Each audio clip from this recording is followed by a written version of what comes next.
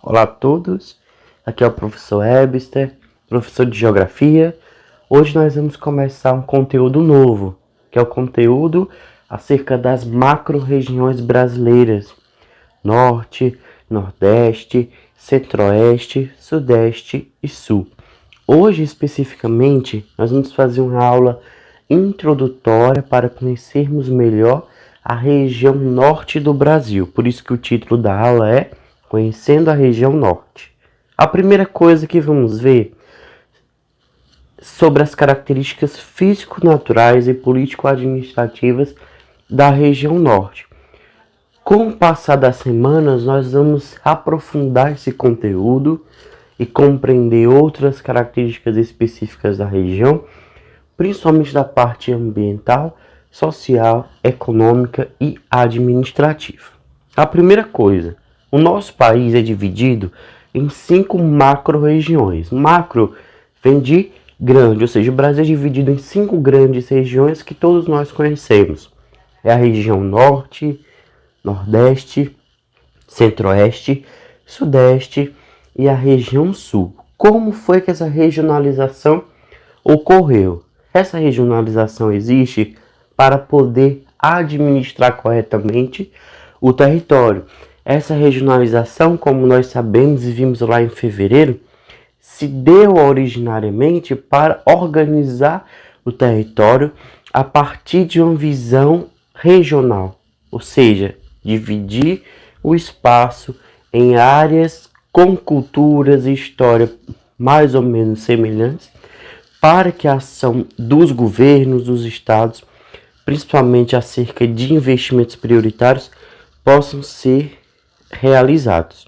Então, nós podemos dizer que a regionalização do Brasil, como nós já vimos em aulas anteriores, vai mudar com o passar do tempo, porque o Brasil muda com o passar do tempo, porque as transformações socioeconômicas elas vão se alterar durante as décadas.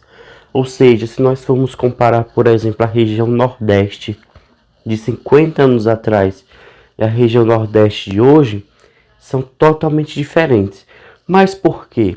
Por causa da regionalização, muitos investimentos prioritários vieram para o Nordeste. Por exemplo, se alguns estados do Nordeste que têm seca estivessem na mesma região de estados que não têm seca, seria mais difícil receberem alguns investimentos de combate à seca e convivência no semiárido.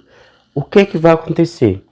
Dentro da própria região Nordeste, há pequenas regiões que fazem com que essa diferenciação seja algo que, teoricamente, ajudaria a driblar a pobreza, a fome e a miséria e o combate à seca, principalmente essa questão. Com isso, nós podemos dizer que essa divisão espacial em regiões, ela não é imutável. Ou seja, hoje o Nordeste tem 9 estados. Mas daqui a 50 anos, 60 anos, pode ser que o nome da região mude, pode ser que outros estados sejam incorporados, outros estados possam surgir, serem criados por decreto, ou por voto popular, ou até mesmo que os estados do Nordeste passem a fazer parte de outras regiões a serem criadas, assim como já aconteceu antigamente. Mas por que essas mudanças ocorrem? Porque elas vão refletir os interesses de planejamento regional e nacional, como nós podemos ver aqui. Em 1942, o Brasil tinha algumas regiões. E se você for observar o Nordeste, hoje, os 9 estados que fazem parte do Nordeste atual eram, na verdade, divididos em 3 regiões. Por quê? Porque como eram estados muito pobres, eles tinham que ter uma priorização. Com o passar do tempo, esses estados vão ser regionalizados em apenas uma região, que é a região Nordeste. E isso vai continuar até nossos dias. Bom, sobre a região Norte, nós podemos dizer que ela é a maior em extensão do país, corresponde a 45% do território brasileiro, mas ela é pouco povoada, principalmente está relacionado mais à expansão do agronegócio e algumas ações realizadas durante vários governos brasileiros. Como nós podemos ver, são esses os estados da região norte: Acre, Rondônia, Amazonas, Roraima, Pará, Tocantins e Amapá. Então são estados territorialmente grandes, mas pouco populosos e pouco povoados, inclusive alguns até que com poucas infraestruturas viárias, infraestruturas de negócio, infraestruturas também de ligação com o restante do país. Por exemplo, hoje, em novembro, estamos vendo que o estado do Amapá passa por uma crise principalmente relacionada com o abastecimento de energia elétrica. Mas por quê? Porque aquele estado não está ligado à rede nacional de energia elétrica. Aquele estado, por ser tão distante, não recebe energia elétrica produzida em estados próximos. Ele mesmo produz. Ou seja, se acontece algum problema com a geração de energia dentro daquele estado, quase todo ele vai ficar sem energia. Isso é algo que não aconteceria na maioria dos estados, já que tem maior integração. Mas essa integração só é possível devido ao desmatamento, à queimada e outras ações que ao longo da história ocorreram. Então, enquanto outras regiões recebiam muitos investimentos, principalmente Sudeste, investimentos em indústria, e Nordeste em combate à seca, o Norte ficou, como nós podemos dizer, esquecido. Ele vai amargar esse esquecimento. Mas a partir da década de 60, os interesses econômicos e estratégicos do Brasil, do Estado brasileiro e dos governos militares vão colocar o Norte como uma região muito importante, porque eles tinham esse lema que nós vamos ver daqui a pouco: integrar para não entregar. Ou seja, naquele tempo a região norte era vista, assim como é hoje, uma região de grande potencial, de grande riqueza econômica, de grande riqueza natural, uma região com grandes recursos a serem explorados.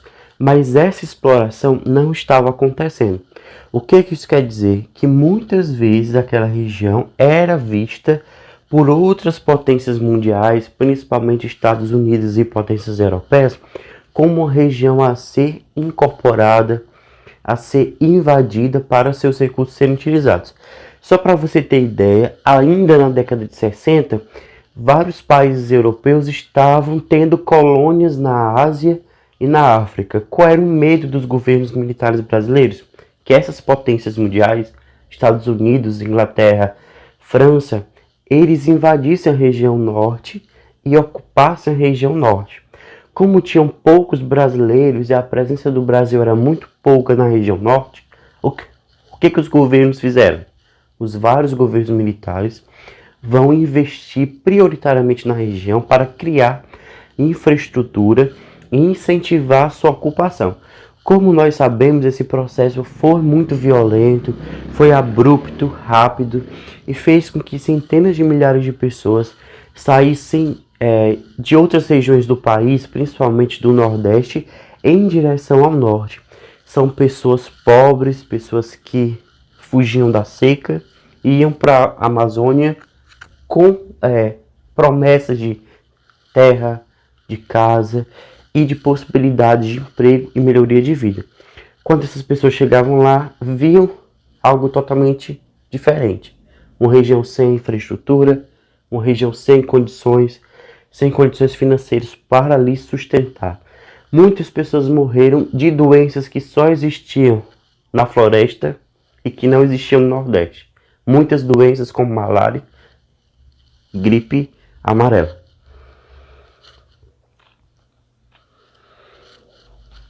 Por exemplo, aqui nós vemos uma rodovia que está entre a floresta amazônica, ou seja, essa região central era para ser uma rodovia asfaltada, mas não é por vários motivos. Mas nós temos que dizer uma coisa: quando essas rodovias são construídas, é necessário desmatar e muitas vezes queimar.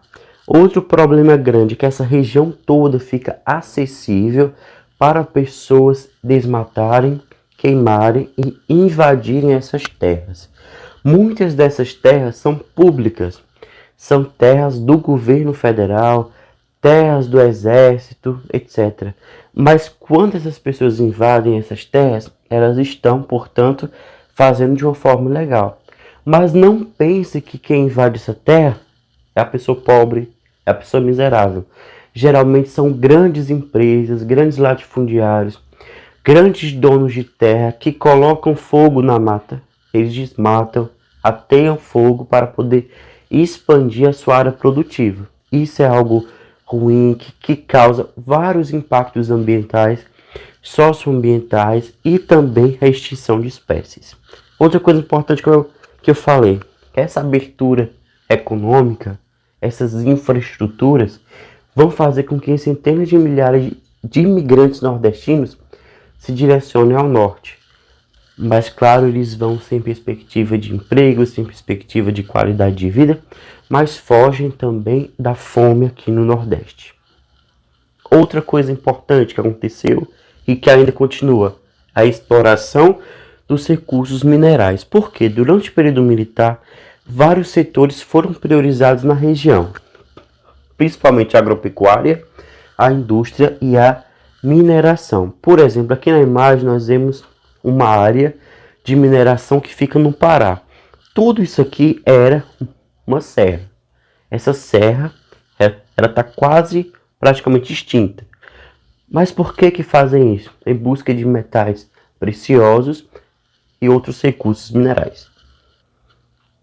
Como eu já falei anteriormente, o lema desse período militar da década de 60 era integrar para não entregar, ou seja, integrar a região norte às demais regiões do Brasil para não entregar ela aos militares de outros países, para não entregar ela a outras potências. Só que muitas pessoas dizem que isso na verdade foi feito para expandir a economia do Brasil. Só que muitos especialistas e historiadores dizem que na verdade essa ameaça estrangeira nunca existiu, mas que foi algo que a ditadura criou para que as pessoas pudessem aceitar tudo aquilo, o desmatamento, a morte de animais, esses deslocamentos em massa. Por quê? Porque os governos brasileiros, a partir desse contexto histórico de ditadura militar e também de Guerra Fria, passam a investir na região e possibilitar seu povoamento a um número grande de pessoas. Entretanto, os impactos socioambientais vão transformar áreas inteiras da região norte, vão causar desmatamento, vão influenciar de forma negativa o modo de vida dos povos nativos. Se você for observar aqui na imagem, são as áreas que estão em desmatamento, desde 1988 até 2019. São áreas, portanto, que se formos observar dentro da Amazônia, vão se expandir para as áreas mais próximas de outras regiões, principalmente próximo ao Centro-Oeste e o Nordeste, mas que com o passar do tempo vão adentrar a floresta. O que isso quer dizer? Que mesmo após a ditadura, nós continuamos fazendo praticamente a mesma coisa que era feita naquele período. Chegar, desmatar, plantar e empobrecer e poluir a floresta. Essa imagem de satélite é do estado de Roraima, de 1984 a 2012. Você vai ver, portanto, que as áreas vão aumentar, as áreas produtivas vão aumentar e, consequentemente, o desmatamento e também a perda da biodiversidade. Dentro desse contexto, nós podemos destacar também a presença dos povos nativos, porque a região é ocupada há milênios por esses povos, que vão possuir características muito próprias e muitas vezes similares. Mas esses povos, eles são de origem muito antiga, são de origem milenar. Muitas vezes os povos nativos que hoje existem, eles são herdeiros de povos muito antigos que vieram de outros continentes. Como que isso aconteceu? O ser humano, a sua origem se dá na África, mas que com o passar de milhões e centenas de milhares de anos, nós, seres humanos, vamos migrar para outras regiões do mundo. Europa, Ásia, Oceania e América. Os nossos povos nativos vieram justamente nessa migração. Dizem principalmente os historiadores que há relatos de 12 mil anos de ocupação do território brasileiro em algumas regiões e outros até de mais de 20 mil anos de ocupação. O que isso quer dizer? Que muito antes dos portugueses invadirem o Brasil, trazerem seus conceitos, suas leis, sua religião e suas ideias, já existiam povos aqui com suas próprias leis, com seus próprios conceitos, com suas próprias religiosidades e suas ideias. O problema é, nós muitas vezes desprezamos esses povos e deixamos eles à margem da sociedade, à margem dos seus direitos, sendo que eles já estavam aqui há muito mais tempo. E outra coisa, temos que perceber que o índio, ele não é peça de museu, ele não é algo do livro. O índio, os povos nativos são o Brasil. Nós temos essa descendência, nós temos essa influência em nosso dia a dia e temos que valorizá-las para que o Brasil possa ser um país diverso e igualitário.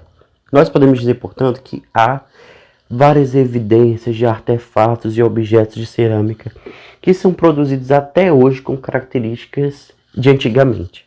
São civilizações complexas que muitas vezes construíam pequenas cidades, pequenas aldeias com dezenas de milhares ou até centenas de milhares de pessoas. Mas, claro, com o seu modo de vida diferente do que seria uma cidade de hoje em dia. Só que essas pinturas rupestres, essas cerâmicas, arquitetura e organização social vão continuar até nossos dias de hoje. Entretanto, vários povos indígenas e nações indígenas vão continuar lutando pela garantia de seus direitos, pela sua liberdade e principalmente pela posse da terra e respeito a seus costumes. Por exemplo, dentro da Constituição Federal do Brasil, que é a lei super importante do país, é a mais importante, ela vai regular tudo e todos, ela fala o quê? Todo povo indígena deve ter sua lei respeitada, deve ter sua língua respeitada e deve ser protegido. Dentro desse contexto, todo povo indígena deve ter sua terra protegida, a sua língua respeitada e seus costumes mantidos. Mas infelizmente nós vemos que essa não é a realidade do nosso país e que muitas vezes é justamente ao contrário. As terras são violadas, a cultura é negada e obstruída. Bom, só que o norte, além dessas características sociais e políticas, também se caracteriza pelo clima, pelo ambiente únicos. Principalmente porque o norte se caracteriza pelo ambiente rico e variado, principalmente representado pela floresta amazônica. Mas a regionalização muda, pois envolve também o limite natural da floresta e o legal. Ou seja, dentro da Amazônia nós vamos ter várias divisões, porque a Amazônia não é algo único e nem homogêneo. Ela vai variar de acordo com a região e também de acordo até mesmo com o tipo de ocupação. Nós temos aqui uma Amazônia preservada, já que nós temos o Cerrado no estado do Tocantins e aqui no estado de Roraima. São vários tipos de ambientes que possuem características específicas. E assim nós podemos dividir a Amazônia em duas: a Amazônia continental e a Amazônia legal. Simplesmente a Amazônia continental é a Amazônia que está dentro do contexto natural. É onde a floresta se estende, ou seja, é o limite natural da floresta que abrange outros países da América do Sul. Quais são? A Guiana Francesa, que é uma região da França, Suriname, Guiana, Venezuela, Colômbia, Equador, Peru, Bolívia e Brasil. Dentro desse contexto, a Amazônia natural está, em sua maior parte, no Brasil. Mas no Brasil a gente tem outra divisão da Amazônia, que é a chamada Amazônia Legal, que vai compreender a área de floresta no Brasil e alguns territórios adjacentes. Mas por quê? Se formos observar algumas pesquisas de desmatamento, nós podemos ver que o desmatamento ele começa em regiões próximas e se expande dentro da Amazônia. Então, dentro desse contexto da Amazônia Legal, vai abranger tanto o limite natural como de áreas próximas. Porque se você coloca na lei que as áreas não podem ser desmatadas, logo as queimadas não chegam à floresta. Só que, como nós sabemos, essas coisas, essas regionalizações muitas vezes se dão em termos de leis, não chegam a ser praticadas. Então nós podemos dividir a Amazônia em três: a Amazônia continental, a Amazônia Legal e região norte. Dentro desse contexto é o seguinte: se formos observar esse aparato legal, ele visa garantir a preservação da floresta, mas também a forte e crescente expansão do desmatamento para ampliar a fronteira agrícola, que é voltada para a produção de grãos e criação de animais para o mercado interno e exportação. Se formos observar, essas ações causam impactos socioambientais, pois alteram as relações dos povos nativos por meio da invasão e violação de terras indígenas, a contaminação das fontes de água e alimento, além de ações violentas diretas, que são mortes, etc. Vai empobrecer o solo devido à introdução da monocultura e vai extinguir várias espécies endêmicas que só habitam essas regiões. Ou seja, muitas vezes essa proteção se dá apenas dentro do contexto da lei e não fora. Então, se formos observar a parte concreta, a parte prática, essa proteção não existe, ou é muito escassa. Vamos falar sobre os aspectos físicos agora da região norte. Primeiro, se formos observar os aspectos físicos, temos que ver a história geral do mundo, da formação do mundo. Então você não pode observar só a região pela região, você tem que compreender a região pelo contexto histórico e geológico. Simplesmente nós podemos dizer que o relevo é um conjunto de feições na superfície terrestre. É formado e influenciado pelos agentes modeladores internos, que é o tectonismo e o vulcanismo, e os agentes modeladores externos, as ações dos seres vivos, dos ventos, do calor, da água, etc., inclusive dos seres humanos. Ou seja, o nosso planeta está em constante mudança, em constante transformação. Nós podemos dizer, portanto, que o planeta é vivo, o planeta está vivo. Por exemplo, agora tem os rios, continuam seu caminho, que levam rochas, levam argila, levam areia, e quando estão em cheia vão ampliar suas áreas, podem até levar muita areia e muitos sedimentos. Sim, nós podemos dizer agora que há regiões que estão recebendo o calor do sol, outras regiões que estão recebendo frio, isso tudo altera o relevo.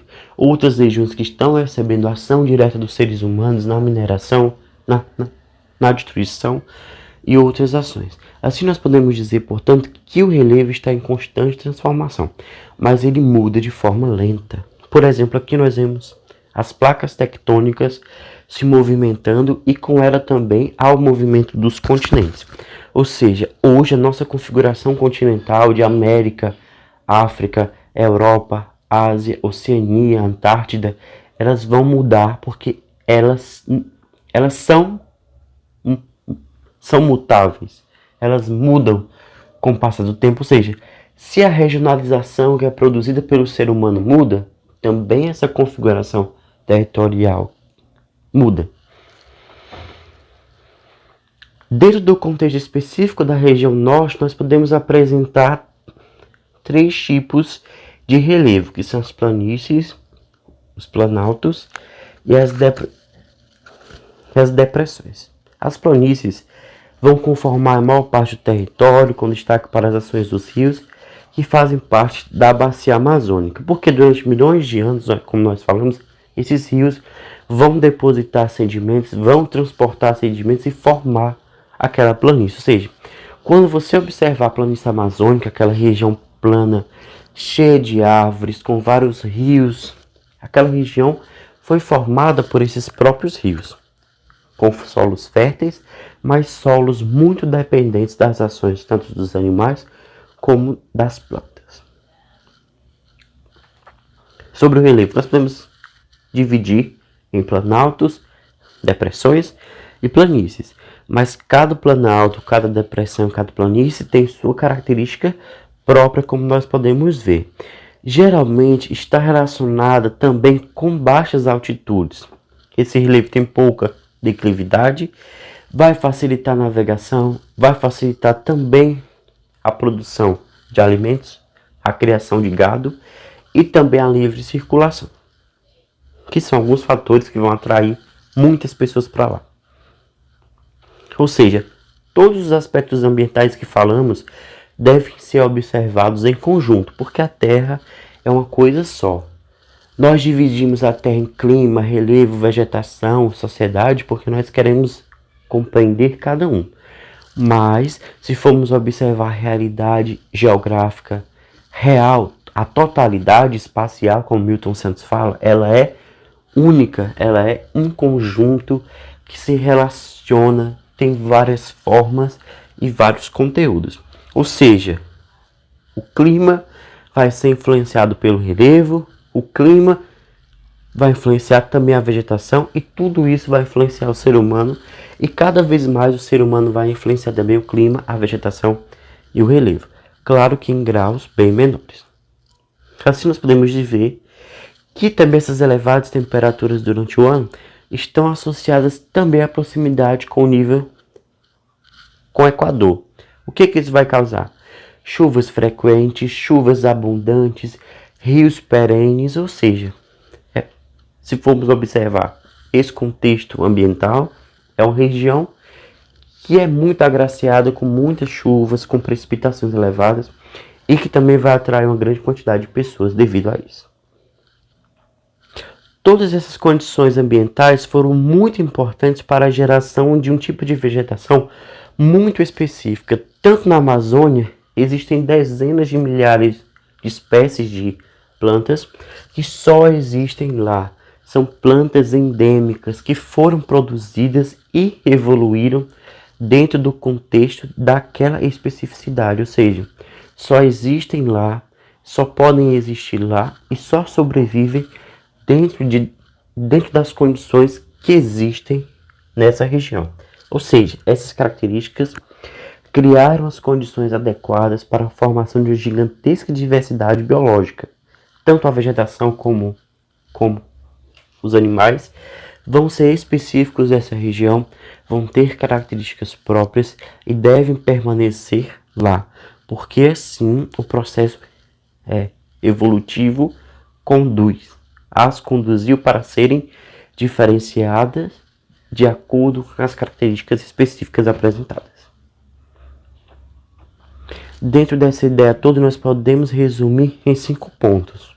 O norte é a região mais extensa do Brasil, vai ser coberto pela floresta amazônica, não todo, mas a maior parte. A Amazônia Legal vai abranger todo o norte. Seu relevo tem a predominância de planícies, planaltos e depressões, e essa região é ocupada há milhares de anos por povos originários. Dentro desse contexto dos povos originários, temos também que ressaltar que não só a região norte é ocupada por povos originários, como todo o Brasil. E muitas vezes as nossas origens também são oriundas desses povos. Muito obrigado. Se você tiver alguma dúvida, coloque nos comentários desse vídeo que eu irei responder.